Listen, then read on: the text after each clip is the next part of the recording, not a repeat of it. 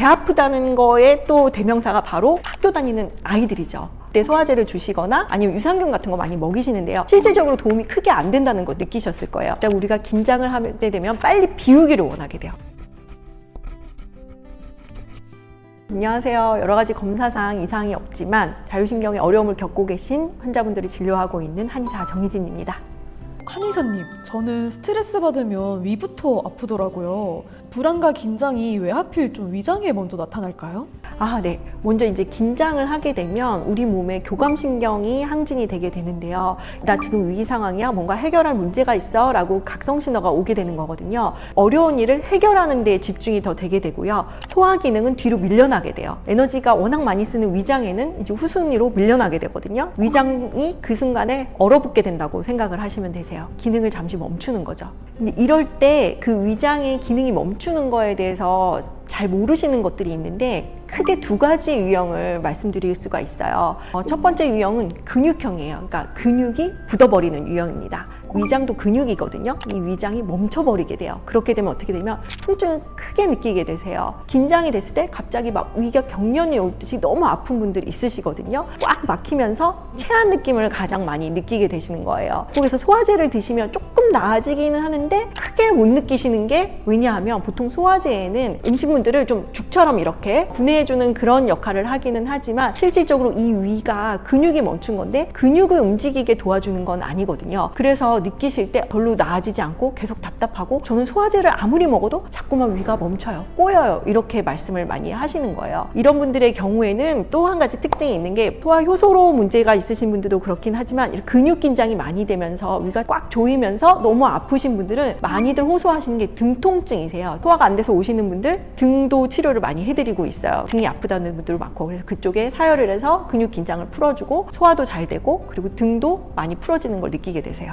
두 번째, 효소 타입의 위장 통증을 느끼시는 분들이 계시거든요. 이런 분들은 쥐어짜는 통증보다는 가스가 차고 빵빵하고 답답한 걸 많이 느끼게 되세요. 그 소화를 시킬 때는 기본적으로 물리적으로 잘게 쪼개주는 작용도 있어야 되고요. 그 다음에 화학적으로 이걸 녹여서 분해를 시켜서 흡수를 시키는 과정도 있어야 되거든요. 녹여서 흡수시키는 과정이 잘 안 되는 분들인 거예요. 그렇게 되면 어떻게 되냐면 음식은 먹었는데 위장 주머니 속에서 축축하게 그 먹은 음식들이 그냥 머물러 있는 거예요. 몇 시간씩. 그러다 보면 어떻게 되겠어요? 썩죠. 네, 그러니까 부패하게 되고 그러면 가스가 올라오게 돼요. 그래서 트름 냄새도 안 좋아요. 트림이 나오려고 해도 잘 안 나와요. 왜냐면 위장에서부터 이미 썩어가지고 가스가 찬 거기 때문에 굉장히 많은 답답함을 느끼게 되세요. 이런 분들의 또 특징은 고기나 기름진 음식 그리고 밀가루 같은 거 드시면 훨씬 더 더부룩하고 답답하고 미식거리는 걸 느끼시거든요. 이런 분들은 효소형 타입일 확률이 높습니다. 어쩐지 제가 좀 중요한 면접이나 시험 직전에 좀 배가 아프면서 화장실을 가고 싶더라고요. 이거는 또 조금 약간 다른데 이제 소화기가 멈출 때는 위가 멈추는 걸 말하고요. 그다음 우리가 긴장을 하게 되면 반대로 대장은 빨리 비우기를 원하게 돼요. 대장신경에는 과부하 걸려서 막 폭주를 하게 돼서 막 설사를 하고 싶다거나 빨리 가서 비우고 싶다거나 이런 신호가 오게 돼요. 근데 이건 이제 두 가지의 원리에 의해서 이렇게 되는 건데요. 먼저 아까 말씀드린 교감신경 항진으로 인해서 대장이 막 폭주하면서 장을 비우고 싶어 하게 되는 그런 기능도 있고요. 대변을 보고 나면 다 느끼실 거예요. 뭔가 좀 힘이 쫙 빠지면서 이완이 좀 되는 걸 많이 느끼시거든요. 화장실이라는 공간이 주는 안정감도 좀 있어요. 특히 공황장애가 있으시거나 아니면 또 뭔가 불안이 좀 높으신 분이라든가 이런 분들은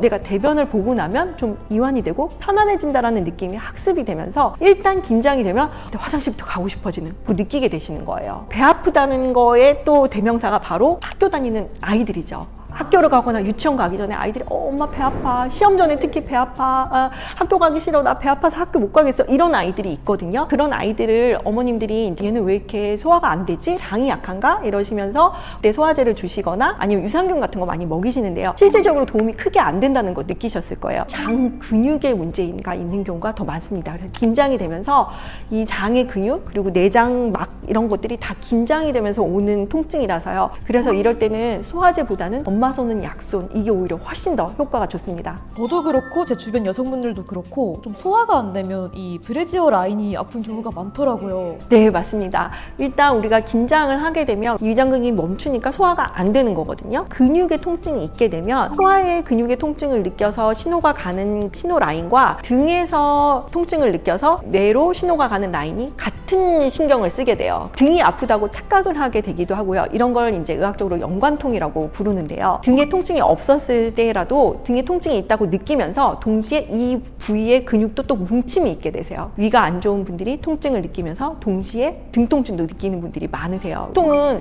위장 통증, 등 통증을 따로따로 생각을 하시고 치료로 오시는 경우들이 많거든요. 위가 아플 때 등을 문질러 주거나 사열을 해주고 나면 위가 풀리는 경우들도 많으시고요. 반대로 등이 아파서 오셨는데 위장 치료를 해야만 등이 낫는 분들도 있으세요. 시중에 소화효소 영양제가 정말 많잖아요. 이것도 도움이 될까요?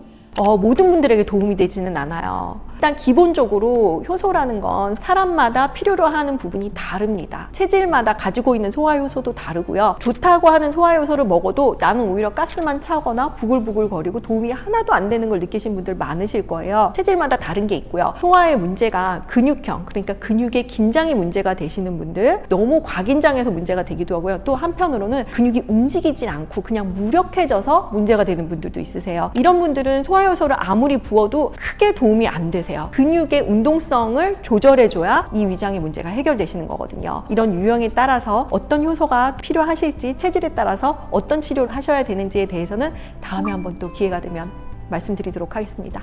그러면 혹시 그 병원에서 신경성 위염으로 약만 받고 안 낫던 사람이 한의원에선 다르게 처방받는 경우도 있을까요? 네, 많습니다. 근육형인지 효소형인지 일단 보게 되고요. 또 위산이 너무 과다하게 분비돼서 문제가 되는 분도 있으시고 위산이 너무 적게 분비돼서 문제가 되는 분들도 있으세요. 위염으로 인해서 약을 아무리 먹었는데도 저는 낫지 않아요. 이런 분들에게 오히려 위장 근육을 잘 움직이게 해드리고 또 체온이 너무 낮아서 근육이 잘 안 움직이시는 분들은 위장을 데워주는 약재들을 써드리며 위장이 움직이기 시작하면서 자연스럽게 위산도 잘 분비가 되게 되세요. 또 반대로 위에 열이 너무 많아서 몸에 열이 너무 많아서 과다하게 분비되면서 계속해서 쓰림을 느끼는 분들도 계시거든요. 몸의 열을 낮춰주게 되면 오히려 이 위산 분비도 적정한 수준을 찾으면서 몸의 전반적인 컨디션도 좋아지고 소화도 해결되고 속쓰림도 없어지시는 경우도 있습니다. 사람마다 체질별로 다른 원인으로 다른 접근 방법으로 똑같은 속쓰림도 치료를 하게 돼요. 속이 답답할 때 집에서 할 수 있는 스트레칭이 뭐가 있을까요? 속이 답답할 때 대부분 다 위에서 어떤 음식물이 정체되어 있거나 잘 받아들여지지 않아서 그런 경우가 많거든요. 긴장을 풀어주고 그리고 소화기의 근육이 움직일 수 있게 소화 효소가 분비될 수 있게 하는 걸 가장 중시하는데요. 흉곽을 좀 늘려주시는 체조를 하시는 게 되게 좋으세요. 그래서 그 체조법으로 먼저 이렇게 기도하는 자세를 먼저 하시고요. 손바닥을 옆으로 쭉 벌리시면서 뒤까지 오시는 거예요. 가슴을 쭉 벌려주시는 게 좋으세요. 젖혀주시는 거. 턱도 살짝 들어주셔도 좋아요. 요 위 부위가, 명치 부위가 늘어난다고 생각하시면 되세요. 이렇게 쭉 늘려주시면 답답한 게 풀어지면서 음식물이 내려가는 걸 느끼실 거거든요. 하루에 1분씩만 투자해 보셔도 좋아요. 그래서 식사하시고 나서 TV 보시면서 쭉 늘려주시면 좋겠습니다. 여러 가지 들으시면서 궁금하신 점 많으실 텐데요. 내 몸의 증상이 특별히 어떤 게 있으시거나 궁금하신 게 있으시면 댓글로 남겨주시고요. 앞으로 더 많은 정보로 함께 하도록 하겠습니다. 한의사 정희진이었습니다.